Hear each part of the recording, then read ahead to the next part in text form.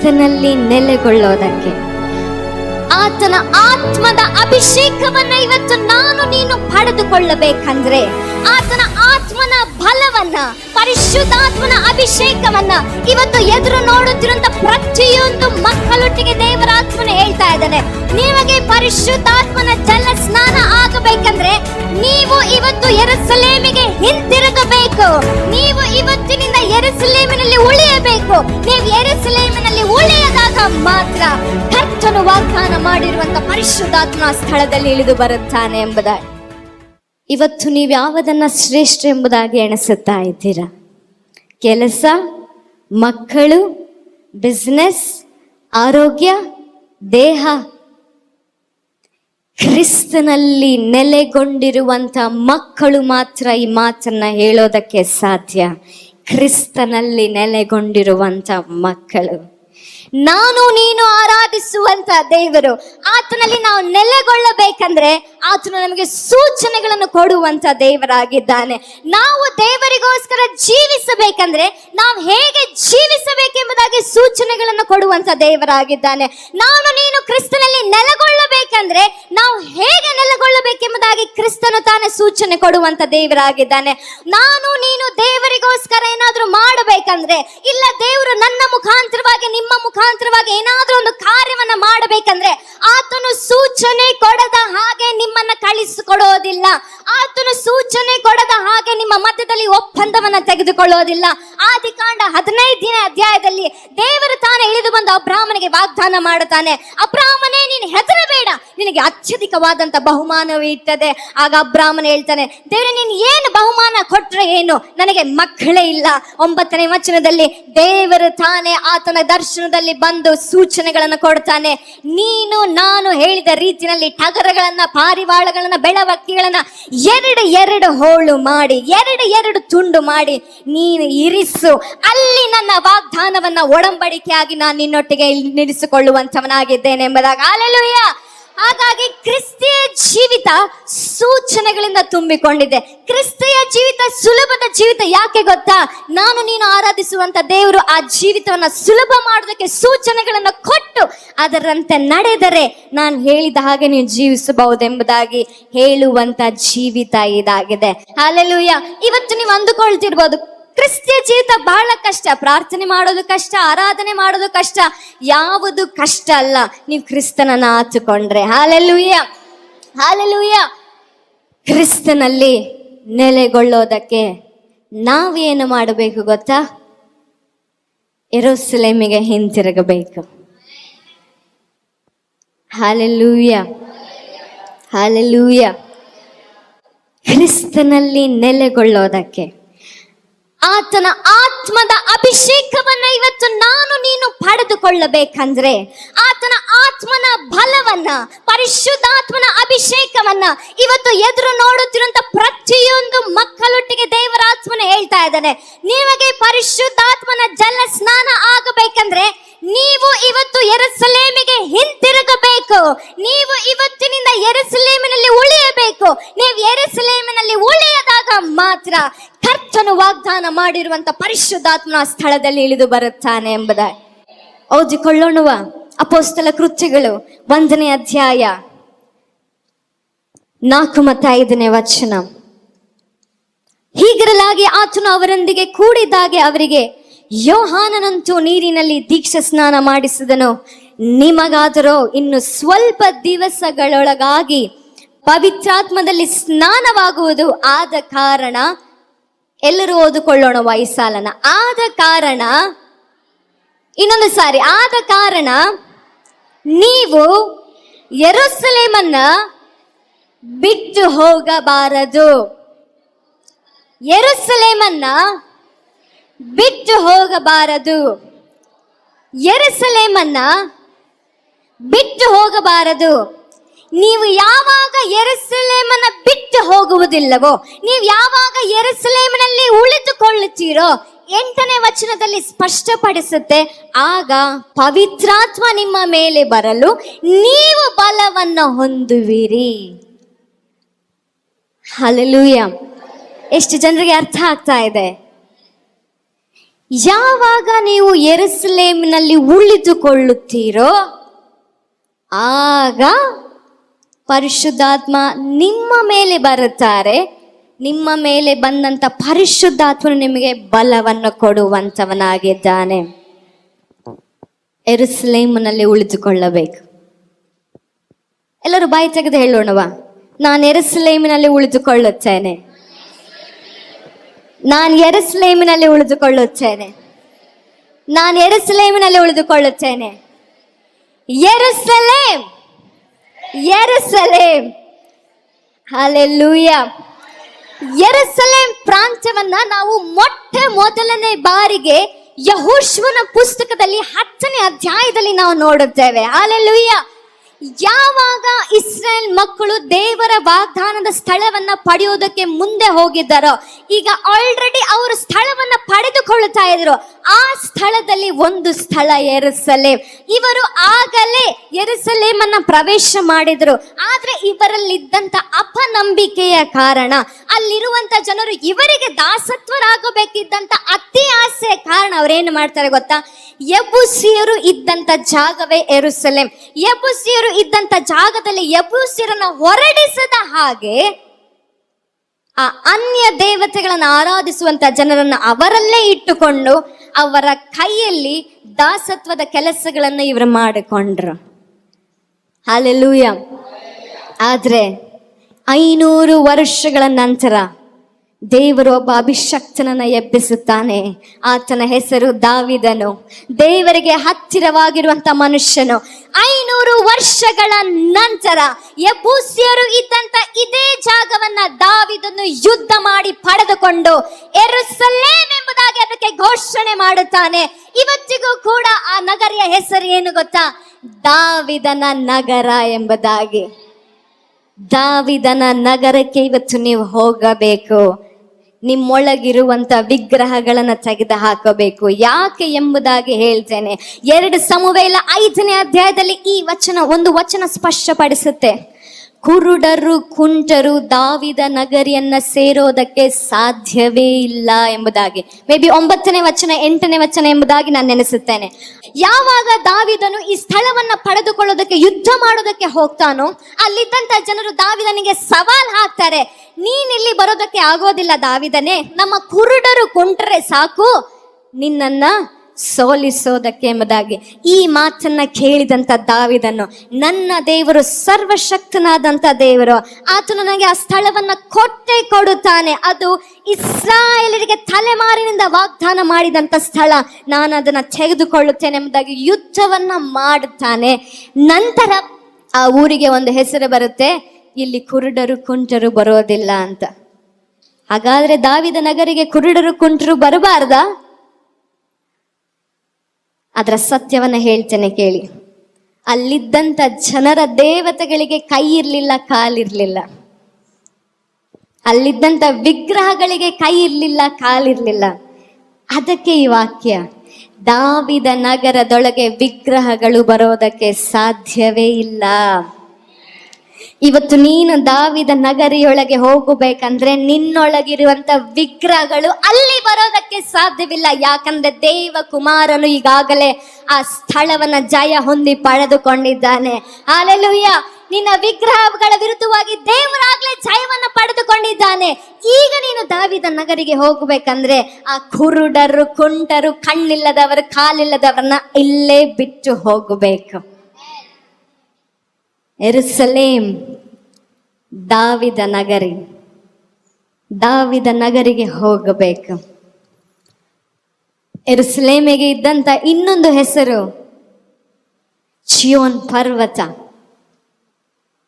ಚಿಯೋನ್ ಪರ್ವತದಲ್ಲಿ ಆತನ ಪ್ರಸನ್ನತೆ ಬಲವಾಗಿ ನಿಂತಿರುತ್ತೆ. ಮಾತ್ರವಲ್ಲ, ಆತನ ಸಿಂಹಾಸನ ಅಲ್ಲಿ ಗಟ್ಟಿಯಾಗಿ ನೆಲೆಸಿರುತ್ತೆ. ಹಲ್ಲೆಲೂಯಾ. ನಾನು ಕೆಲವು ದಿನಗಳ ಹಿಂದೆ ಸ್ಟಡಿ ಮಾಡಬೇಕಾದ್ರೆ ಯೆರೂಸಲೇಮ್ ಬಗ್ಗೆ ಒಂದು ಸತ್ಯ ತಿಳಿತು. ಹೆಚ್ಕೇಲ ಪ್ರವಾದನೆ ಗ್ರಂಥ 37ನೇ ಅಧ್ಯಾಯದಲ್ಲಿ ಅಲ್ಲಿರುವಂತ ದೇವಾಲಯಕ್ಕೆ ದೇವರು ಹೇಳ್ತಾರೆ, ಇದು ನನ್ನ ಪಾದ ಸನ್ನಿಧಿ ಎಂಬುದಾಗಿ. ಇವತ್ತು ದೇವ್ರು ನಿನಗೆ ಎಲ್ಲಿ ಹೋಗು ಅಂತಿದ್ದಾರೆ ಗೊತ್ತಾ? ಆತನ ಪಾದ ಸನ್ನಿಧಿ ಬಳಿಗೆ ನೀನು ಹೋಗಿ ಕೂತುಕೊಳ್ಳಬೇಕೆಂಬುದಾಗಿ ಹೇಳ್ತಾ ಇದ್ದಾರೆ. ಇದೆಲ್ಲ ಯಾಕೆ ಹೇಳ್ತಿದ್ದಾರೆ ಗೊತ್ತಾ? ದೇವರು ನಿನಗೆ ಪರಿಶುದ್ಧಾತ್ಮನ ಜಲ ಸ್ನಾನ, ನಿನಗೆ ಪರಿಶುದ್ಧಾತ್ಮನ ಬಲ ಸಿಗಬೇಕಂದ್ರೆ ಇವತ್ತು ನೀನು ಆತನ ಪಾದ ಸನ್ನಿಧಿಯಲ್ಲಿ ಕುಳಿತುಕೊಳ್ಳಬೇಕು. ಆತನ ಪಾದ ಪೀಠ ಏನು ಗೊತ್ತಾ? ದೇವರು ಹೇಳ್ತಾರೆ 66ನೇ ಏಷ್ಯಾದಲ್ಲಿ, ಭೂಮಿ ನನಗೆ ಪಾದಪೀಠ, ಆಕಾಶ ನನಗೆ, ಮನುಷ್ಯನ ನನಗೆ ಎಂಥ ಮನೆಯನ್ನು ಕಟ್ಟೋದಕ್ಕೆ ಸಾಧ್ಯ ಎಂಬುದಾಗಿ. ಪಾದಪೀಠದ ಅರ್ಥ ಏನು ಗೊತ್ತಾ? ಕರ್ತನ ಪಾದದ ಕೆಳಗೆ ಭೂಮಿ ಇದೆ ಅಂದ್ರೆ ಭೂಮಿಯಲ್ಲಿರುವಂತ ಸಕಲ ನರ ಪ್ರಾಣಿಗಳು, ಜೀವ ಜಂತುಗಳು, ಅಂಧಕಾರ ಶಕ್ತಿಗಳು ಆತನ ಪಾದದ ಕೆಳಗೆ ಅಡಗಿದೆ ಎಂಬುದಾಗಿ ಅರ್ಥ. Hallelujah, hallelujah. ದಾವೀದನು ಈ ರೀತಿಯಾಗಿ ಹೇಳ್ತಾನೆ, ನಡೀರಿ ನಾವು ದೇವರ ಪಾದಪೀಠದಲ್ಲಿ ಕುಳಿತುಕೊಂಡು ಆರಾಧನೆ ಮಾಡೋಣ. ಯಾವಾಗ ನಾನು ನೀನು ಆತನ ಪಾದಪೀಠದಲ್ಲಿ ಕುಳಿತುಕೊಂಡು ಆರಾಧನೆ ಮಾಡ್ತೇವೋ ಆತನ ಪಾದ ಎದ್ದು ನಿನ್ನ ಮುಂದೆಗಡೆ ಚಲಿಸುವಂತದ್ದಾಗಿದೆ. ಹಲ್ಲೆಲೂಯಾ. ಅದೇ ಕಾರಣಕ್ಕಾಗಿ ಇವತ್ತು ದೇವರಾತ್ಮನು ಹೇಳ್ತಾ ಇದ್ದಾರೆ, ನೀವು ಈಗಿರುವಂತ ಸ್ಥಳದಿಂದ ಯೆರೂಸಲೇಮಿನಲ್ಲಿ ಹೋಗಿ ಉಳಿಯಬೇಕು. ಯಾಕಂದ್ರೆ ಅಲ್ಲಿ ಆತನ ಪಾದವಿದೆ, ಅಲ್ಲಿ ಆತನ ಮಹಿಮೆ ಇದೆ, ಅಲ್ಲಿ ಆತನ ಸಿಂಹಾಸನವಿದೆ. ಅದಕ್ಕೆ ಇವತ್ತು ನೀವು ಯೆರೂಸಲೇಮಿಗೆ ಹಿಂತಿರುಗಬೇಕು, ಯೆರೂಸಲೇಮಿಗೆ ಹಿಂತಿರುಗಬೇಕು. Hallelujah, hallelujah. ಅಲ್ಲಿ ಹಿಂತಿರುಗಬೇಕಾದ್ರೆ ನಿಮಗೆ ಪರಿಶುದ್ಧಾತ್ಮನ ಜಲ ಸ್ನಾನ ಆಗತ್ತೆ. ನಂತರ ನೀವು ಪರಿಶುದ್ಧಾತ್ಮನ ಅಭಿಷೇಕವನ್ನ ಪಡೆದುಕೊಳ್ಳುತ್ತೀರಾ. ಆದ್ರೆ ದೇವರು ಒಂದು ಕಾರಣವನ್ನ ಹೇಳ್ತಾರೆ ನೋಡಿ, ಯಾಕೆ ನಿಮಗೆ ಪರಿಶುದ್ಧಾತ್ಮನ ಬಲ ಬರುತ್ತೆ ಎಂಬುದಾಗಿ, ಯಾಕೆ ದೇವರು ಪರಿಶುದ್ಧಾತ್ಮನ ಬಲವನ್ನು ನಿಮಗೆ ಕಳಿಸಿಕೊಡ್ತಾರೆ ಎಂಬುದಾಗಿ. ಪವಿತ್ರಾತ್ಮ ನಿಮ್ಮ ಮೇಲೆ ಬರಲು ನೀವು ಬಲವನ್ನು ಹೊಂದಿ ಯೆರೂಸಲೇಮಿನಲ್ಲಿಯೂ ಎಲ್ಲ ಯೂದಾಯ ಸಮಾರ್ಯ ಸೀಮೆಗಳಲ್ಲಿಯೂ ಭೂಲೋಕದ ಕಟ್ಟ ಕಡೆಯವರೆಗೂ ನನಗೆ ಸಾಕ್ಷಿಗಳಾಗಿರಬೇಕೆಂಬುದಾಗಿ. ಸುಮ್ಮನೆ ಪರಿಶುದ್ಧಾತ್ಮನ ಬಲ ಬರೋದಿಲ್ಲ. ಆತನಿಗಾಗಿ ಸಾಕ್ಷಿಯಾಗಿ ಉಳಿಯೋದಕ್ಕೆ ಪರಿಶುದ್ಧಾತ್ಮ ಬರೋದು. ಏನು ಸಾಕ್ಷಿಯನ್ನ ಈ ಮಕ್ಕಳಿಂದ ದೇವರು ಎದುರು ನೋಡ್ತಾ ಇದ್ರು ಗೊತ್ತಾ? ಕ್ರಿಸ್ತನ 40 ದಿವಸಗಳ ಕಾಲ ಪುನರುತ್ಥಾನ ಹೊಂದಿದ ಮೇಲೆ ಕೊಟ್ಟಂತ ಕೊನೆಯ ಸೂಚನೆಗಳಿದು. ಗಮನವಿಟ್ಟು ಕೇಳಿ, ಗಮನವಿಟ್ಟು ಕೇಳಿ. ಇಲ್ಲಿ ಕೂಡಿ ಬಂದಂತ ಮಕ್ಕಳಿಗೆ ಏನು ಸಾಕ್ಷಿಗಳಾಗಿ ಇರಬೇಕೆಂಬುದಾಗಿ ಹೇಳ್ತಾ ಇದ್ದಾರೆ ಗೊತ್ತಾ? ಯೇಸು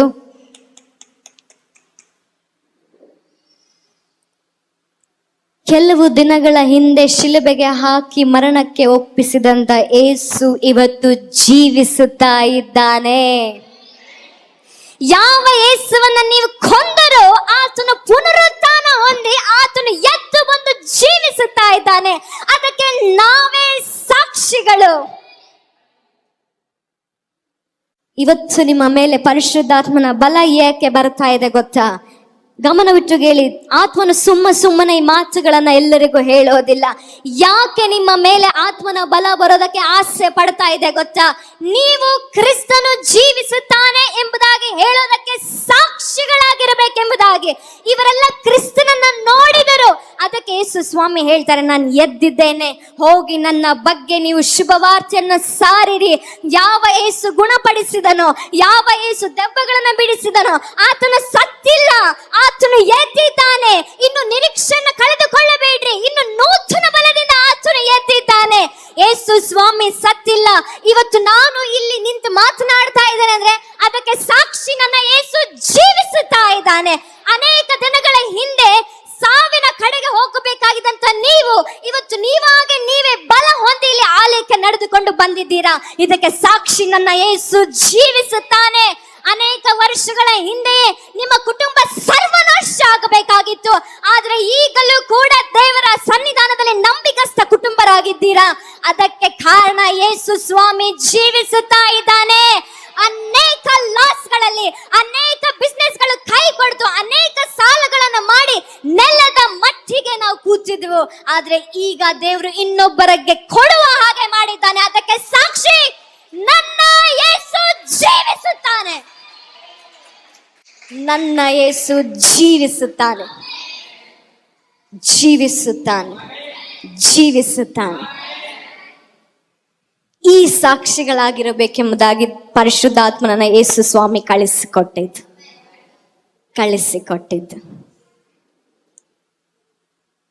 ಎಷ್ಟೋ ಜನ ಸಾಕ್ಷಿಗಳನ್ನ ಕಳೆದುಕೊಂಡಿದ್ದೀರಾ. ಆದ್ರೆ ಇವತ್ತಿನಿಂದ ಇಲ್ಲ, ನಿಮಗೆ ನಿಮ್ಮ ಯೆರೂಸಲೇಮಿಗೆ ಹೋಗಬೇಕಾಗಿರುವಂತ ಮಾರ್ಗವನ್ನ ನಾನು ನಿಮ್ಗೆ ತೋರಿಸೋದಕ್ಕೆ ಬಂದಿದ್ದೆ. ಎಷ್ಟು ಜನ ಸಿದ್ಧರಿದ್ದೀರಾ?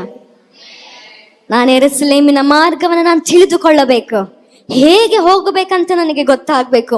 ನಾನು ಅಲ್ಲಿ ಹೋಗಿ ಕೂತ್ಕೊಬಿಡ್ತೇನೆ, ಆತನ ಪಾದಪೀಠದಲ್ಲಿ ಕುಳಿತುಕೊಳ್ಳುತ್ತೇನೆ, ಆತನ ಸಿಂಹಾಸನದ ಎದುರುಗಡೆ ನಾನು ಕೂತುಕೊಳ್ಳುತ್ತೇನೆ ಅನ್ನೋರು ಮಾತ್ರ ಗಟ್ಟಿಯಾಗಿ ಹೇಳಿ, ನಾನು ಯೆರೂಸಲೇಮಿಗೆ ಹಿಂತಿರುಗಬೇಕು, ನಾನು ಯೆರೂಸಲೇಮಿಗೆ ಹಿಂತಿರುಗಬೇಕು ಎಂಬುದಾಗಿ. ಹೇಗೆ ಹೋಗಬೇಕೆಂಬುದಾಗಿ ನಮಗೆ ಆತನ ಶಿಷ್ಯರೇ ತಿಳಿಸಿಕೊಡುತ್ತಾರೆ.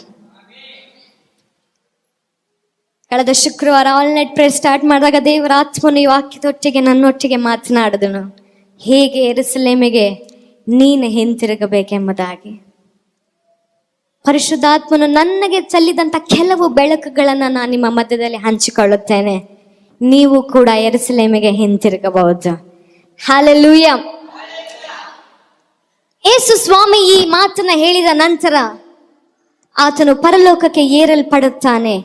ಏರಲ್ಪಟ್ಟ ನಂತರ ಇಬ್ರು ಮನುಷ್ಯರು ಬಂದು ಹೇಳ್ತಾರೆ ಅಲ್ಲಿ ಕೂಡಿ ಬಂದಂತ ಜನರಿಗೆ, ನೀವು ಯಾವ ಯೇಸುವನ್ನು ಹೇಗೆ ಹೋಗಿರೋದನ್ನ ನೋಡ್ತಾ ಇದ್ದೀರೋ ಅದೇ ರೀತಿಯಾಗಿ ರಾಜನ ರೀತಿಯಾಗಿ ಮತ್ತೆ ಯೇಸು ಸ್ವಾಮಿ ಬಂದೇ ಬರುತ್ತಾರೆ ಎಂಬುದಾಗಿ. ಹಲ್ಲೆಲೂಯಾ. ಇದನ್ನ ಕೇಳಿದ ನಂತರ ಶಿಷ್ಯರು ಅಲ್ಲೇ ಉಳಿಯಲಿಲ್ಲ.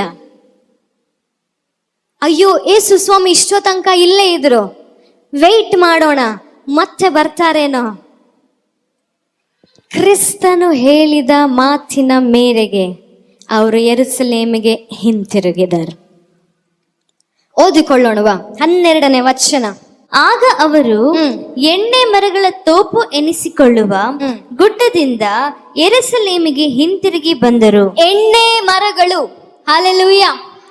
ಇದು ಎಣ್ಣೆ ಮರಗಳ ಗುಡ್ಡ, ಇನ್ನೊಂದು ಹೆಸರು ಒಲಿವ ಮರಗಳ ಗುಡ್ಡದಿಂದ ಇವರು ಇಳಿದು ಬಂದು ಯೆರೂಸಲೇಮಿಗೆ ಹಿಂತಿರುಗಿದರು.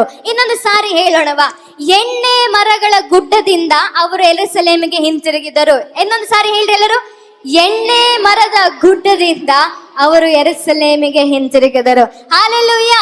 ಇಲ್ಲಿ ಇದ್ದಂತ ಮರಗಳು ಯಾವುದು ಗೊತ್ತಾ? ಒಲಿವ ಮರಗಳು. ನೀವು ಹಳೆ ಒಡಂಬಡಿಕೆಯಲ್ಲಿ ಓದಿರುವುದಾದರೆ ಅಭಿಷೇಕದ ತೈಲಕ್ಕೆ ಮುಖ್ಯವಾಗಿ ಉಪಯೋಗ ಆಗಲ್ಪಡುವಂತ ಬೀಜ ಈ ಒಲಿವ ಮರ. ಈ ಒಲಿವ ಮರದಿಂದಲೇ ಅಭಿಷೇಕದ ಎಣ್ಣೆ ತಯಾರಾಗೋದು. ಈ ಒಲಿವ ಮರದ ಬೆಟ್ಟದಲ್ಲಿ ನಿಂತಾಗಲೇ ಅವರು ಕ್ರಿಸ್ತನನ್ನು ಅಲ್ಲಿ ನಿಂತು ನೋಡಿದ್ದು. ಹಲ್ಲೆಲೂಯಾ. ಈ ಒಲಿವ ಮರಕ್ಕೆ ಇನ್ನೊಂದು ಹೆಸರು, ಈ ಗುಡ್ಡಕ್ಕೆ ಇನ್ನೊಂದು ಹೆಸರು ಏನು ಗೊತ್ತಾ? ಬೆಳಕುಗಳ ಗುಡ್ಡ. ಅಂದ್ರೆ ಇಲ್ಲಿ ಬರುವಂತ ಎಣ್ಣೆಯ ಮುಖಾಂತರವಾಗಿ ದೇವರ ಆಲಯದಲ್ಲಿ ದೀಪ ನಿರಂತರವಾಗಿ ಹೊತ್ತಿ ಉರಿಯುತ್ತದೆ ಎಂಬುದಾಗಿ. ಇನ್ನೊಂದು ಮಾತು ಹೇಳುವುದಾದ್ರೆ, ಇವರು ಬೆಳಕಿನ ಗುಡ್ಡದ ಮೇಲೆ ನಿಂತಿದ್ರು, ಇವರು ಅಭಿಷೇಕದ ಎಣ್ಣೆಗಳಿರುವಂತ ಜಾಗದಲ್ಲಿ ನಿಂತಿದ್ರು.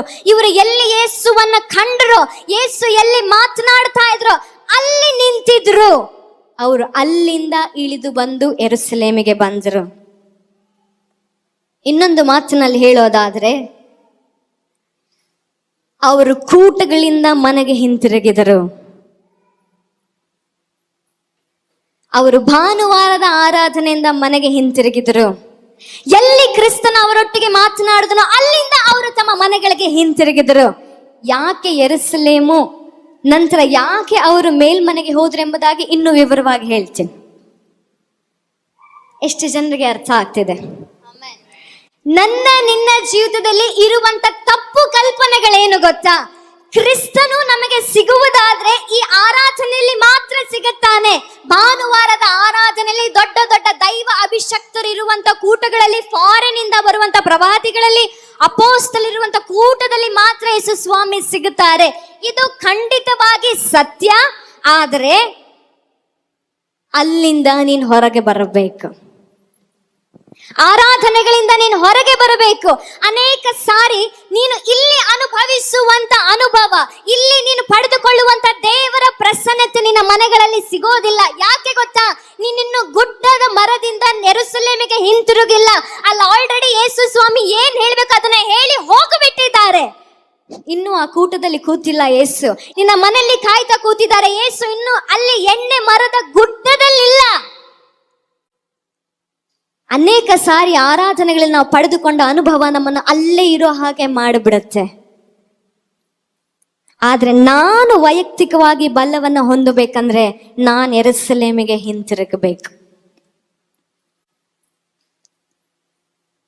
ಸಂದೇಶಕರು ಮಾತನಾಡುವಂತ ಮಾತುಗಳು ನೇರವಾಗಿ ನಿಮ್ಮೊಟ್ಟಿಗೆ ಮಾತನಾಡುವ ಹಾಗೆ ಇರುತ್ತೆ. ಅದನ್ನ ಕೇಳಿದ ನಂತರ ಯೆರೂಸಲೇಮಿಗೆ ನೀವು ಹಿಂತಿರುಗುತ್ತೀರಾ, ಆತನ ವಾಗ್ದಾನಕ್ಕೋಸ್ಕರ ಕಾಯ್ತಾ ಇರ್ತೀರಾ. ಹಲ್ಲೆಲೂಯಾ. ಮೊಟ್ಟ ಮೊದಲನೇ ಸಂಗತಿ, ಇವರು ಅಭಿಷೇಕ ಇದ್ದಂತ ಸ್ಥಳದಿಂದ, ಗಮನವಿಟ್ಟು ಕೇಳಿ, ಅಭಿಷೇಕ ಇದ್ದಂತ ಸ್ಥಳದಿಂದ ವಾಗ್ದಾನದ ಸ್ಥಳಕ್ಕೆ ಹೋದ್ರು. ಯಾಕೆ? ಅವರು ಅಭಿಷೇಕಿಸಲ್ಪಡೋದಕ್ಕೆ. ಇಲ್ಲೇ ಇರಬೇಡ್ರಿ, ಇಲ್ಲಿ ಕಂಡಂತ ಪ್ರಸನ್ನತೆಯನ್ನ ಮನೆಯಲ್ಲಿ ಹುಡುಕ್ರಿ, ಇಲ್ಲಿ ಬಂದಂತ ವಾಗ್ದಾನಗಳನ್ನ ಮನೆಯಲ್ಲಿ ಪಡೆದುಕೊಳ್ಳ್ರಿ. ಇವರು ಎಣ್ಣೆ ಮರದ ಗುಡ್ಡದಲ್ಲಿ ಪಡೆದುಕೊಳ್ಳಿಲ್ಲ ಪರಿಶುದ್ಧಾತ್ಮನ ಅಭಿಷೇಕವನ್ನು. ಹಲ್ಲೆಲೂಯಾ. ಆದ್ರೆ ಅಭಿಷೇಕವನ್ನ ಪಡೆಯೋದಕ್ಕೆ ಒಳ್ಳೆಯ ಜಾಗ ಅದಾಗಿತ್ತು. ಎಲ್ಲಿ ನೋಡಿದ್ರು ಎಣ್ಣೆ ಮರಗಳು, ಇದೆಲ್ಲರಿಂದನೂ ಅಭಿಷೇಕವನ್ನೇ ಉತ್ಪನ್ನ ಮಾಡ್ತಾರೆ, ಅಭಿಷೇಕದ ತೈಲವನ್ನೇ ಮಾಡ್ತಾರೆ. ಆದರೂ ಕೂಡ ಯೇಸು ಏನ್ ಹೇಳ್ತಾರೆ? ಇಲ್ಲಿ ಅಲ್ಲ ನಿಮ್ಮ ಸರಿಯಾದ ಸ್ಥಳ, ನಾನು ವಾಗ್ದಾನ ಮಾಡಿರುವಂತ ಸ್ಥಳವೇ ಸರಿಯಾದ ಸ್ಥಳ. ಹಾಗಾಗಿ ನೀವು ಇಲ್ಲಿಂದ ಇಳಿದು ಯೆರೂಸಲೇಮಿಗೆ ಹಿಂತಿರುಗಿ. ಹಾಗಾಗಿ ನೀವು ಆರಾಧನೆಯನ್ನು ಮುಗಿಸಿ ನೇರವಾಗಿ ನಿಮ್ಮ ಮನೆಗೆ ಹಿಂತಿರುಗಿರಿ. ಇಲ್ಲಿರುವಂತ ಕೂಟವನ್ನ ಮುಗಿಸಿಕೊಂಡು ನೇರವಾಗಿ ನಿಮ್ಮ ಕೋಣೆಗಳಿಗೆ ಹೋಗಿರಿ. ಅಲ್ಲಿ ಪರಿಶುದ್ಧಾತ್ಮನ ಬಲ ನಿಮಗೆ ಬರುವಂತದ್ದಾಗಿದೆ. Hallelujah, hallelujah. ಇವತ್ತು ದೇವರು, ಗಮನವಿಟ್ಟು ಕೇಳಿ, ಇವತ್ತು ದೇವರು ಅನೇಕ ಖಾಲಿ ಪಾತ್ರೆಗಳನ್ನು ತುಂಬೋದಕ್ಕೆ ಹೊರಟಿದ್ದಾರೆ. ನಂಬುವವರು ಮಾತ್ರ. ಇವತ್ತು ದೇವರು ಅನೇಕ ಖಾಲಿ ಪಾತ್ರೆಗಳನ್ನು ತುಂಬೋದಕ್ಕೆ ಹೊರಟಿದ್ದಾರೆ. ಸಿದ್ಧರಿರೋರಿಗೆ ಮಾತ್ರ ಆ ತೈಲ ಸುರಿಯಲ್ಪಡೋದು. ಅವರು ಮೊಟ್ಟ ಮೊದಲನೇದಾಗಿ ಮಾಡಿದಂಥ ಕೆಲಸ, ಶಿಷ್ಯರು ಕ್ರಿಸ್ತನ ಸೂಚನೆಯ ಮೇರೆಗೆ ಆ ಅಭಿಷೇಕ ಇದ್ದಂಥ ಸ್ಥಳವನ್ನು ಬಿಟ್ಟು ಆತನು ವಾಗ್ದಾನ ಮಾಡಿದಂಥ ಸ್ಥಳಕ್ಕೆ ಬಂದನು. ಆದರೆ ಅವರು ಹೋಗುವಂತ ದಾರಿ ಸಬ್ಬತ್ ದಾರಿ ಆಗಿತ್ತು. ಸಬ್ಬತ್ ಅಂದ್ರೆ ಮುಂದಿನ ವಚನದಲ್ಲಿ ನಾವು ನೋಡ್ತೇವೆ ಅದನ್ನ. ಆ ಗುಡ್ಡಕ್ಕೂ ಯೆರೂಸಲೇಮಿಗೂ ಸಬ್ಬತ್ ದಿನದಲ್ಲಿ ಪ್ರಯಾಣ ಮಾಡುವಷ್ಟು ದೂರ. ಇಷ್ಟು ವರ್ಷ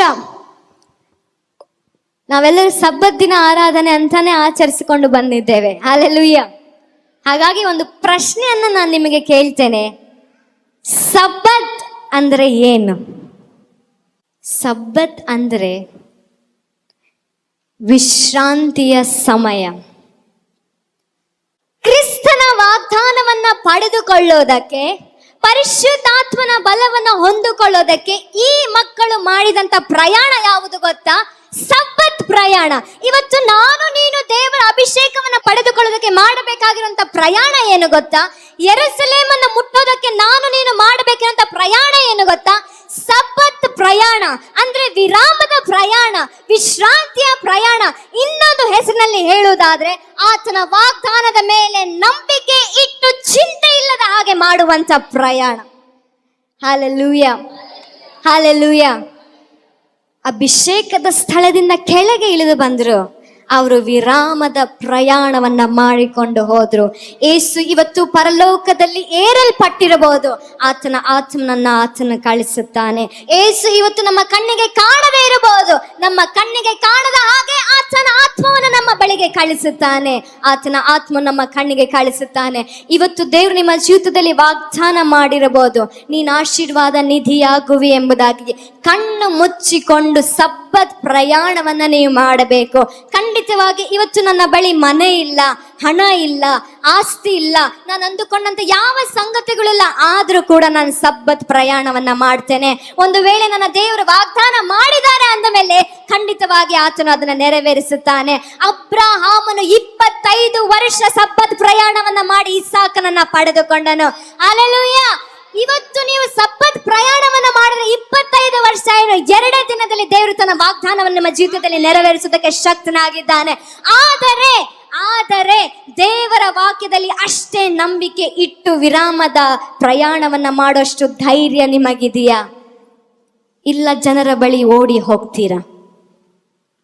ಹೌದು, ನನಗೆ ಪ್ರವಾದನೆ ಬಂದಿದೆ, ಆದ್ರೆ ಯಾಕೋ ಏನು ಯಾವುದು ಸರಿ ಹೋಗ್ತಾ ಇಲ್ಲ, ಇವ್ರ ಹತ್ರ ಹೆಲ್ಪ್ ಕೇಳೋಣ.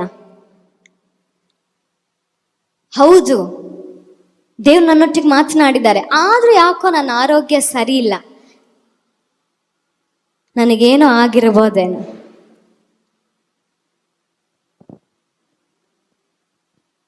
ಹಲ್ಲೆಲೂಯಾ.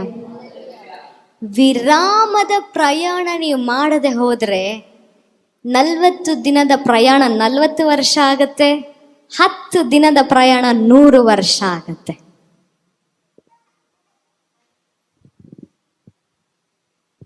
ಎಷ್ಟು ಜನರಿಗೆ ಅರ್ಥ ಆಗ್ತಾ ಇದೆ? ಇಸ್ರಾಯೇಲರು ಈ ಪ್ರಯಾಣವನ್ನ ಮಾಡಬೇಕಾಗಿತ್ತು. ದೇವರು ಅವರಿಗಾಗಿ ಕೊಟ್ಟಿರುವಂತಹ ವಾಗ್ದಾನದ ಸ್ಥಳವನ್ನ ಪಡೆದುಕೊಳ್ಳೋದಕ್ಕೆ.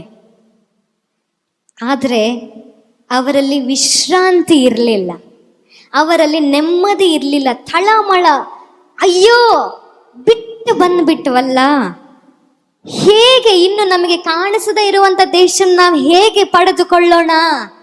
ಊಟ ಇಲ್ಲ, ಬಟ್ಟೆ ಇಲ್ಲ, ಏನಿಲ್ಲ, ನೀರಿಲ್ಲ, ನಮ್ಮ ಮಕ್ಕಳು ಏನಾಗ್ಬಿಡ್ತಾರೆ, ಅಯ್ಯೋ ಮತ್ತೆ ಅಲ್ಲೇ ವಾಪಸ್ ಹೋಗ್ಬಿಡೋಣ, ಹೆಂಗು ಕಷ್ಟನೋ ಇಷ್ಟನೋ ಕೂಲಿನೋ ಏನೋ ಮಾಡಿ ನನ್ನ ಮಕ್ಕಳು ಹೊಟ್ಟೆ ತುಂಬಿಸೋಣ. ಅಯ್ಯೋ ದೇವರು ನನಗೆ ವಾಗ್ದಾನ ಮಾಡಿದಾರಲ್ಲ, ನಾನು ನಿನ್ನನ್ನು ಆರಿಸಿಕೊಂಡಿದ್ದೇನೆ, ನಿನ್ನನ್ನು ಪ್ರವಾದಿಯನ್ನಾಗಿ, ನಿನ್ನನ್ನು ಆರಾಧನೆ ನಾಯಕಿಯನ್ನಾಗಿ, ಅಪ್ಪಸ್ತಲನಾಗಿ ಆರಿಸಿಕೊಂಡಿದ್ದೇನೆ.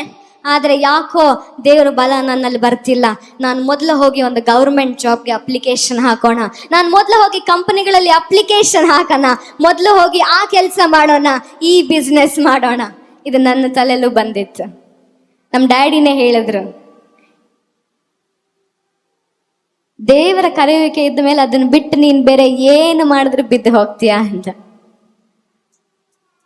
ವಿರಾಮ ಇರಲಿಲ್ಲ, ವಿಶ್ರಾಂತಿ ಇರಲಿಲ್ಲ. ಇದೆಲ್ಲರ ಜೀವಿತದಲ್ಲೂ ಬರುತ್ತೆ. ಆದರೆ ಇವತ್ತು ಪರಿಶುದ್ಧಾತ್ಮನು ನಿಮ್ಮ ಮಧ್ಯದಲ್ಲಿ ನೆಲೆಸಿ ನಿಮ್ಮೊಟ್ಟಿಗೆ ನೇರವಾಗಿ ಮಾತನಾಡ್ತಾ ಇದ್ದಾನೆ. ವಾಗ್ದಾನ ಪಡೆಯೋದಕ್ಕೆ ನೀವು ಸಬ್ಬತ್ತಿನ ಪ್ರಯಾಣ ಮಾಡಬೇಕು. Hallelujah, hallelujah. ಪರಿಸ್ಥಿತಿಗಳು ನೀವು ಅಂದುಕೊಂಡ ಹಾಗೆ ಇರದೆ ಹೋದರೂ ಕೂಡ ನೀವು ಸಬ್ಬತ್ತಿನ ಪ್ರಯಾಣ ಮಾಡಬೇಕು. ವಾಗ್ದಾನ ಮಾಡಿದ ಆತನು ನಂಬಿಗಸ್ತನು, ನನ್ನನ್ನು ಕರೆದ ಆತನು ನಂಬಿಗಸ್ತನು. ಆತನು ನನ್ನನ್ನು ಕೈ ಬಿಡುವುದಿಲ್ಲ, ನನ್ನನ್ನು ತೊರೆಯುವುದಿಲ್ಲ. ಭೂಮಿ ಆಕಾಶ ಅಳಿದು ಹೋದರೂ ಆತನು ನನ್ನ ಮೇಲೆ ನುಡಿದಿರುವಂತ ಮಾತುಗಳು ಮಾತ್ರ ಅಳಿಯದು ಹೋಗೋದಿಲ್ಲ. ನಾನು ಸಬ್ಬತ್ತಿನ ಪ್ರಯಾಣವನ್ನ ಮಾಡ್ತೇನೆ. ಆತನ ವಾಗ್ದಾನವನ್ನ ಪಡೆದುಕೊಳ್ಳೋದಕ್ಕೆ ನಾನು ಸಬ್ಬತ್ತಿನ ಪ್ರಯಾಣ ಮಾಡ್ತೇನೆ. ನಾನು ವಿಶ್ರಾಂತಿಯ ಪ್ರಯಾಣವನ್ನ ಮಾಡ್ತೇನೆ. ನನ್ನಲ್ಲಿ ನಿನ್ನಲ್ಲಿರುವಂತ ನಾಲೆಡ್ಜ್ ಏನು ಗೊತ್ತಾ? ವಿರಾಮ ಅಂದ್ರೆ ಅಯ್ಯೋ ಸುಸ್ತಾಗಿ ಹೋಗಿದ್ದೇವೆ, ಅದಕ್ಕೆ ನಾವು ವಿರಾಮ ತೆಗೆದುಕೊಳ್ತೇವೆ. ಸತ್ಯ ಏನು ಗೊತ್ತಾ? ನಾವು ವಿರಾಮ ತೆಗೆದುಕೊಳ್ಳೋದು ಸುಸ್ತಾಗಿರೋದಕ್ಕೆ ಮಾತ್ರ ಅಲ್ಲ, ಮುಂದಿನ ಕಾರ್ಯವನ್ನ ಮಾಡೋದಕ್ಕೆ, ಬಲವನ್ನ ತೆಗೆದುಕೊಳ್ಳೋದಕ್ಕೆ. ದೇವರಾತ್ಮನ ಹೇಳ್ತಾ ಇದ್ದಾರೆ, ನೀವು ವಾಗ್ದಾನದಲ್ಲಿ ನಡೆಯಬೇಕಂದ್ರೆ ಇವತ್ತು ನೀವು ದೇವರ ವಾಕ್ಯದಲ್ಲಿ ಬಲವಾಗಿ ನೆಲೆಗೊಂಡು ಆತನ ವಾಕ್ಯದಲ್ಲಿ ನಡೆಯೋದಕ್ಕೆ ಬಲವನ್ನ ತೆಗೆದುಕೊಳ್ಳಿರಿ. ಹಲ್ಲೆಲೂಯಾ.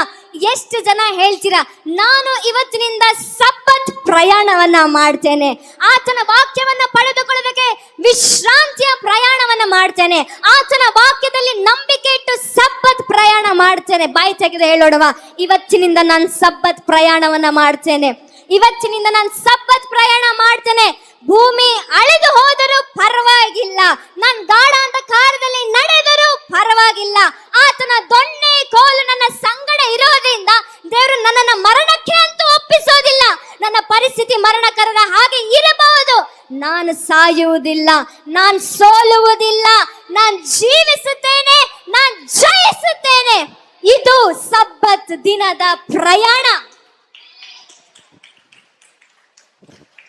ಹಲ್ಲೆಲೂಯಾ. ಯೆರೂಸಲೇಮಿಗೆ ಹೋಗುವಂತ ದಾರಿ ಹೇಳ್ತಾ ಇದ್ದೀನಿ ನಾನು. ಅಭಿಷೇಕದ ಸ್ಥಳದಿಂದ ಇಳಿದು ಸಬ್ಬತ್ ಪ್ರಯಾಣವನ್ನ ಮಾಡಿ, ಇವತ್ತು ಆ ಅಭಿಷೇಕದ ಸ್ಥಳದಲ್ಲಿ ನಿಂತಿರುವಂತ ಅಭಿಷಕ್ತರು ಅಲ್ಲಿ ನಿಂತಿದ್ದಾರಂದ್ರೆ ಅವರು ಕೂಡ ಸಬ್ಬತ್ ಪ್ರಯಾಣ ಮಾಡಿ ಅಲ್ಲಿ ಬಂದಿರೋರು. ಹಲ್ಲೆಲೂಯಾ. ಸಬ್ಬತ್ ಪ್ರಯಾಣವನ್ನ ಮಾಡಿ ಅವರು ಮೇಲ್ಮನೆಗೆ ಹೋಗುತ್ತಾರೆ. ಎಲ್ಲಿ ಹೋಗುತ್ತಾರೆ? ಅಲ್ಲಿಂದ ಅವರು ಎಲ್ಲಿ ಹೋಗುತ್ತಾರೆ? ಯೆರೂಸಲೇಮಿಗೇನೋ ಎಂಟ್ರಿ ಕೊಡುತ್ತಾರೆ. ಆದರೆ ಅವರು ಅಲ್ಲಿಂದ ನೇರವಾಗಿ ಎಲ್ಲಿ ಹೋಗುತ್ತಾರೆ ಪ್ರೀತಿಯ ಮಕ್ಕಳೇ? ಮೇಲಂತಸ್ತಿಗೆ ಹೋಗುತ್ತಾರೆ. ಇಲ್ಲಿ ನಾವು ಎಡಬಹುದು. ಇವರು ಸುಮ್ಮನೆ ಮೇಲಂತಸ್ತಿಗೆ ಹೋಗಲಿಲ್ಲ. ಯೋಹಾನನು ಬರೆದ ಸುವಾರ್ತೆ 14ನೇ ಅಧ್ಯಾಯ, ಅಲ್ಲಿ ಯೇಸು ಸ್ವಾಮಿ ಶಿಷ್ಯರೆಲ್ಲರನ್ನ ಮೇಲಂತಸ್ತಿಗೆ ತೆಗೆದುಕೊಂಡು ಹೋಗ್ತಾರೆ. ಆತನ ಪಾದಗಳನ್ನು ತೊಳೆಯುವಂತ ಸ್ಥಳ ಅದು.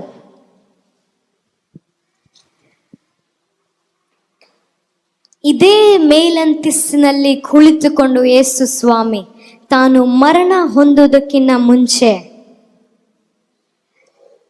15ನೇ ವಚನದಿಂದ ನಾನು ಓದುತ್ತೇನೆ, ನಿಮಗೆ ಅರ್ಥ ಆಗುತ್ತೆ ಕೇಳಿ. ನೀವು ನನ್ನನ್ನು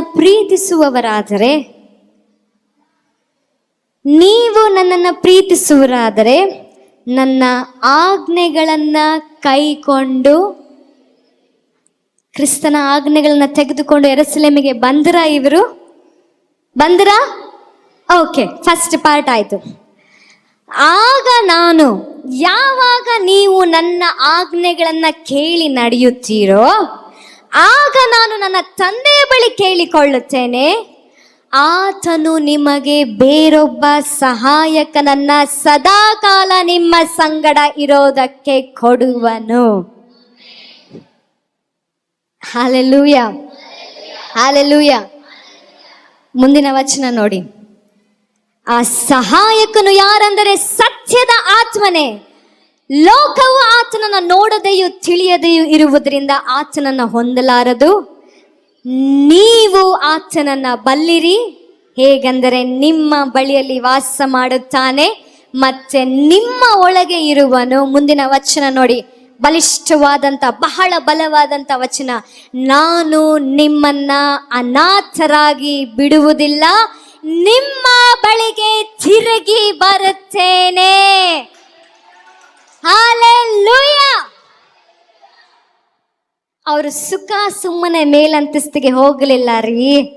ಯೇಸು ಸ್ವಾಮಿ ಎಲ್ಲಿ ವಾಗ್ದಾನ ಮಾಡಿದರ, ನಾನು ನಿಮ್ಮನ್ನ ಅನಾಥರನ್ನಾಗಿ ಬಿಡೋದಿಲ್ಲ, ನಾನು ತಿರುಗಿ ಬರುತ್ತೇನೆ ಅಂತ ಹೇಳಿದಂತ ವಾಗ್ದಾನದ ಸ್ಥಳಕ್ಕೆ ಹೋದರು.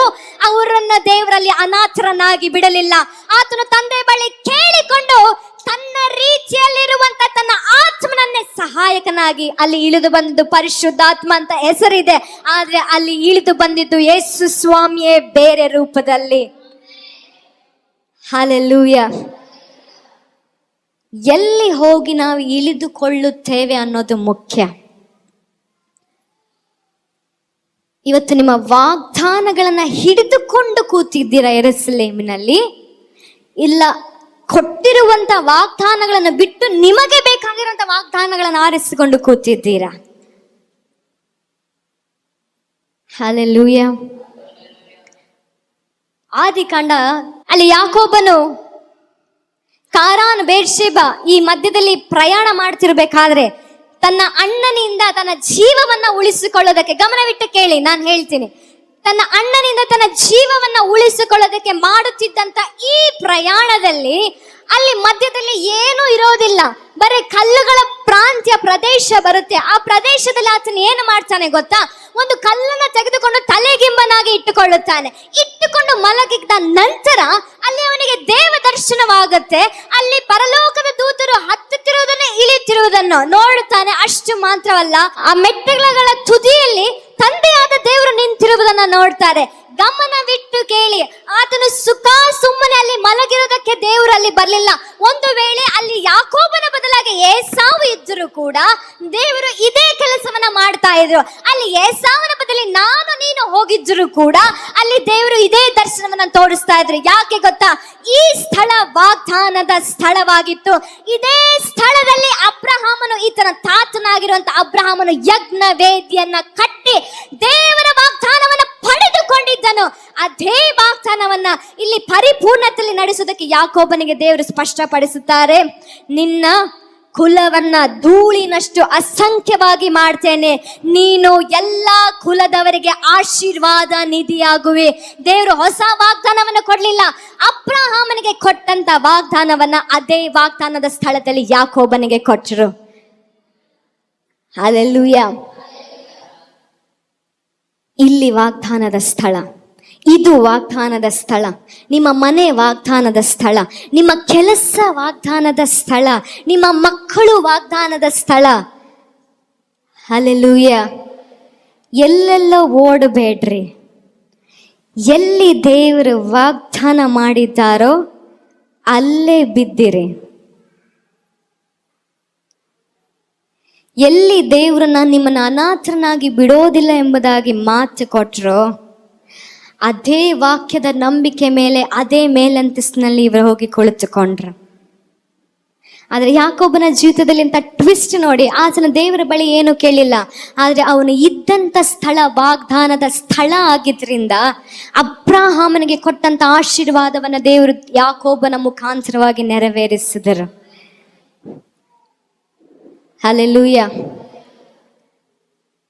ಇವತ್ತು ದೇವರು ನಿನಗೆ ಅಭಿವೃದ್ಧಿ ಪಡಿಸ್ತೇನೆ ಅಂತ ವಾಗ್ದಾನ ಮಾಡಿದಾರ ಅಂದ ಮೇಲೆ ಇನ್ನೊಬ್ಬರ ಬಳಿ ಸಾಲ ಕೇಳೋದಕ್ಕೆ ಕೈ ಚಾಚಬೇಡ್ರಿ.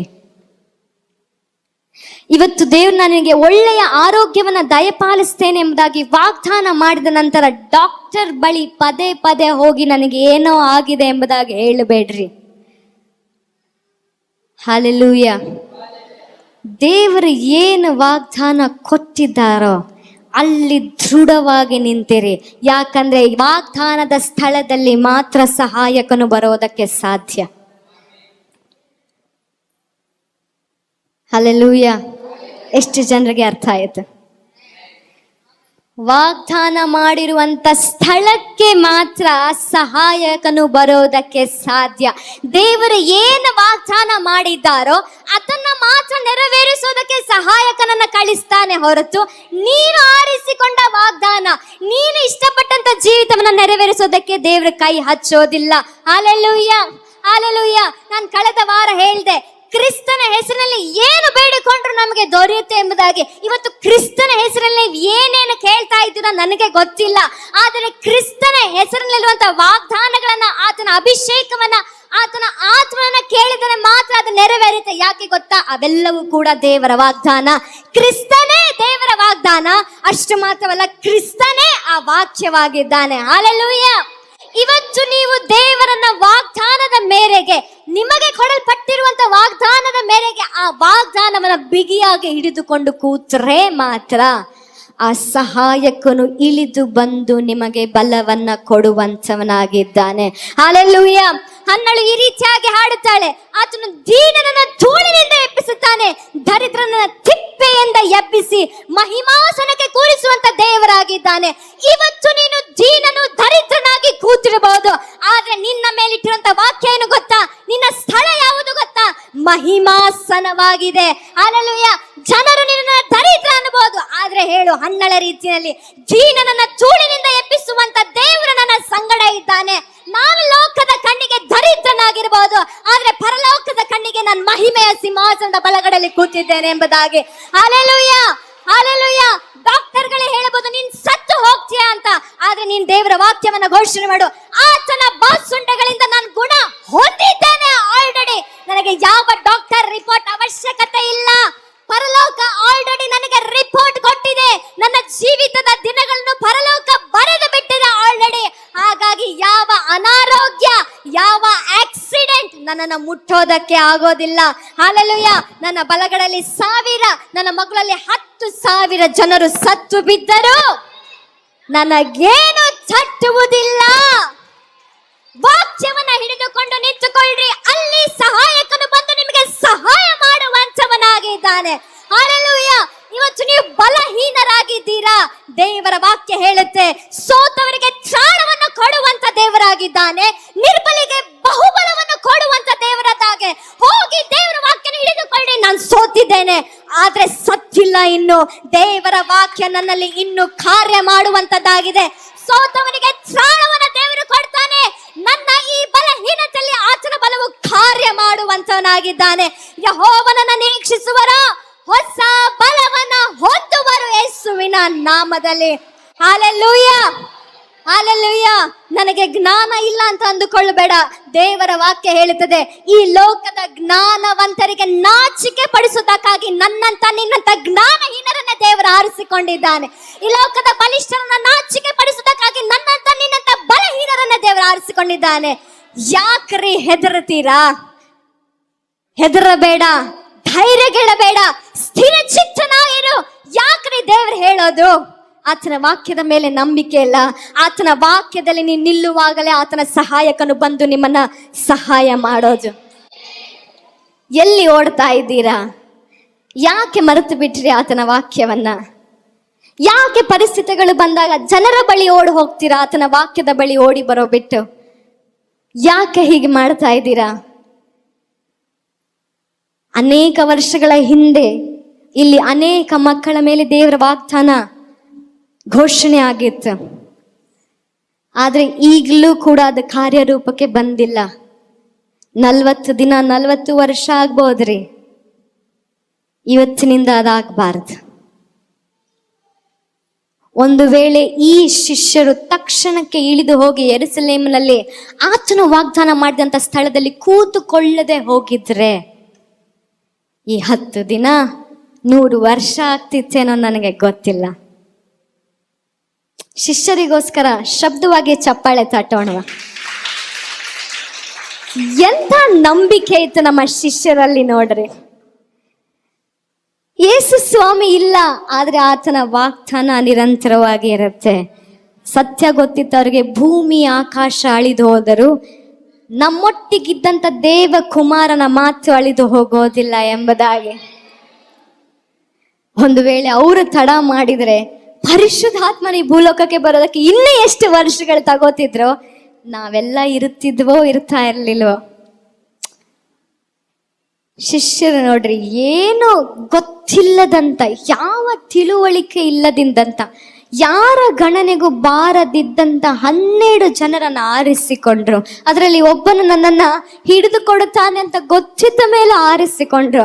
ಆದ್ರೆ ಹಲ್ಲೆಲೂಯಾ, ಈ 11 ಜನರ ನಂತರ ಮತ್ತಿಯಾಸನು ಬರ್ತಾನೆ, 12 ಜನ, ಅದರೊಟ್ಟಿಗೆ 120 ಜನ ಸೇರಿ ದೇವರು ಮಾಡಿದಂತ ವಾಗ್ದಾನದ ಸ್ಥಳದಲ್ಲಿ ದೇವರು ನಮ್ಮನ್ನ ಅನಾಥರನ್ನಾಗಿ ಬಿಡೋದಿಲ್ಲ.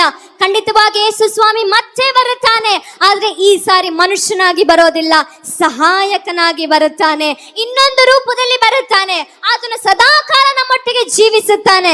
ಹಾಗಾಗಿ ನಾವು ಎಡೆ ಬಿಡದ ಹಾಗೆ ಆತನ ಪಾದ ಪೀಠವಾಗಿರುವಂತ ಯೆರೂಸಲೇಮಿನಲ್ಲಿ ಕುಳಿತುಕೊಂಡು ಆತನ ವಾಗ್ದಾನವನ್ನು ಪಡೆದುಕೊಳ್ಳೋಣ ಅಂತ ಅವತ್ತು 120 ಮಂದಿ ಕೂತರು. 10 ದಿನಗಳ ನಂತರ ಇವರು ಆಜ್ಞೆಯಂತೆ ನಡೆಯುತ್ತಿರುವುದನ್ನ ನೋಡಿ ಯೇಸು ಸ್ವಾಮಿ ತಂದೆ ಆದ ದೇವರಿಗೆ ಹೇಳ್ತಾರೆ, ತಂದೆ, ಸಮಯ ಬಂತು, ನನ್ನ ಆತ್ಮನನ್ನ ಕಳಿಸಿಕೊಡು ಇವರ ಮೇಲೆ. ತಂದೆ, ನನ್ನ ಆಜ್ಞೆ ಅಂತ ನಡೆದ್ರು ಇವರು, ನನ್ನ ಆತ್ಮವನ್ನ ಕಳಿಸಿಕೊಡು ಇವರ ಮೇಲೆ. ಸಹಾಯಕನನ್ನ ಕಳಿಸಿಕೊಡು. ಒಂದು ದಿನ ಬಂತು, ಸಬ್ಬತ್ ದಿನದ ಪ್ರಯಾಣ ಮಾಡಿದ್ರು ಹೊರತು ದೇವರಿಗೆ ದೂಷಣೆ ಮಾತುಗಳನ್ನಾಡಲಿಲ್ಲ. ಒಂದು ದಿನ ಕಳಿತು, 2 ದಿನ ಕಳಿತು, 3 ದಿನ ಕಳಿತು, ಎಲ್ಲಿ ಸಹಾಯಕನಂತ ಒಬ್ರು ಪ್ರಶ್ನೆ ಮಾಡಲಿಲ್ಲ. ಇವರ ವೈರಾಗ್ಯವನ್ನ ನೋಡಿದಂತ ದೇವರು ಅಗ್ನಿಯಾಗಿ ಇವರ ಮೇಲೆ ಇಳಿದು ಬಂದನು. ಇವರನ್ನು ಕೂಡ ಆ ಅಗ್ನಿಯ ಮರೆಯಲ್ಲಿ ಸೇರಿಸಿಕೊಂಡನು. ಇವರನ್ನ ಅಗ್ನಿಯಾಗಿಯೇ ಹೊರಗೆ ಕಳಿಸಿದನು. Hallelujah, hallelujah.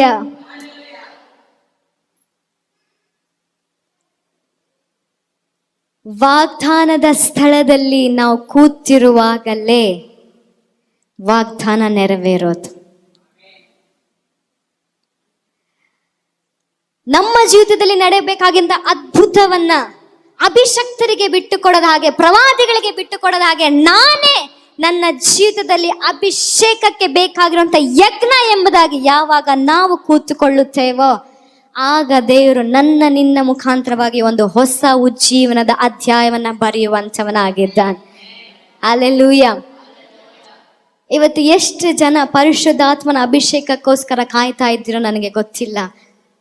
ಕಾಯ್ತಾ ಇರುವಂತ ಮಕ್ಕಳಿರುವುದಾದ್ರೆ ಕರಗಳನ್ನ ಮೇಲೆತ್ತಿ. ಎಲ್ಲರೂ ಕಾಯ್ತಾ ಇರುವುದಾದ್ರೆ ಮೇಲೆತ್ತಿ ನಿಂತುಕೊಳ್ಳ್ರಿ. ಖೂರಿಯಾಮರವ ಶಿಯಾವ. ಇವತ್ತು ಪರಿಶುದ್ಧಾತ್ಮನು ನಿಮಗೆ ಒಂದು ಗುಟ್ಟನ್ನ ಹೇಳ್ತಾ ಇದ್ದಾನೆ. ನಾನು ಬರಬೇಕಂದ್ರೆ ನೀವು ಯೆರೂಸಲೇಮಿನಲ್ಲಿ ಕುಳಿತುಕೊಳ್ಳಬೇಕು. Hallelujah, hallelujah. ನನ್ನ ಬಲ ನಿಮಗೆ ಬರಬೇಕಂದ್ರೆ ನೀವು ಯೆರೂಸಲೇಮಿನಲ್ಲಿ ಕುಳಿತುಕೊಳ್ಳಬೇಕು. ಯಾಕಂದ್ರೆ ಯೆರೂಸಲೇಮ್ ಎಂತ ಸ್ಥಳ ಗೊತ್ತಾ? ಮೊದಲನೇದಾಗಿ ದೇವ ದರ್ಶನ ಗುಡಾರದಲ್ಲಿ ನಡೆಯುತ್ತಿದ್ದಂತ ಆರಾಧನೆ ಇದೇ ಯೆರೂಸಲೇಮಿನಲ್ಲಿ ದಾವೀದನ ಮಗನ ಮುಖಾಂತರವಾಗಿ ಅದು ಆಲಯವಾಗಿ ಮಾರ್ಪಟ್ಟಿತ್ತು. ಇದೇ ಯೆರೂಸಲೇಮಿನಲ್ಲಿ ಇದು ಆಲಯದಿಂದ ಮನುಷ್ಯರ ಕಡೆಗೆ ದೇವಾಲಯ ತಿರುಗಿಸಲ್ಪಟ್ಟಿತ್ತು. ಹಲ್ಲೆಲೂಯ. ಯಾವಾಗ ನೀವು ಯೆರೂಸಲೇಮಿನಲ್ಲಿ ಕುಳಿತುಕೊಳ್ಳುತ್ತೀರೋ ದೇವರ ಪ್ರಸನ್ನತೆ ಹೊಸ ಸ್ವಭಾವವನ್ನ ಪಡೆದುಕೊಂಡು ನಿಮ್ಮ ಬಳಿ ಬರುವಂತದ್ದಾಗಿದೆ. ದೇವರ ಪ್ರಸನ್ನತೆ ಇನ್ನೂ ಬಹಳ ಹತ್ತಿರವಾಗಿ ನಿಮ್ಮ ಬಳಿ ಬರುವಂತದ್ದಾಗಿದೆ. ಹೇಗೆ ಗೊತ್ತಾ? ಈ ಚರ್ಮಕ್ಕಿಂತ ಹತ್ತಿರ, ಈ ಚರ್ಮಕ್ಕಿಂತ ಹತ್ತಿರ, ಈ ಉಸಿರಿಗಿಂತ ಹತ್ತಿರ ನಿಮ್ಮ ಒಳಗೆ ದೇವರು ದೇವಾಲಯವನ್ನ ಮಾಡಿಕೊಳ್ಳುವಂತವನಾಗಿದ್ದಾನೆ. ಎಲ್ಲಿ? ಯೆರೂಸಲೇಮಿನಲ್ಲಿ ಮಾತ್ರ ದೇವರ ಮಹಿಮೆಯ ಪ್ರಭಾವಗಳು ಬದಲಾಗೋದು. ದೇವರ ಪ್ರಸನ್ನತೆಯ ಪ್ರಭಾವಗಳು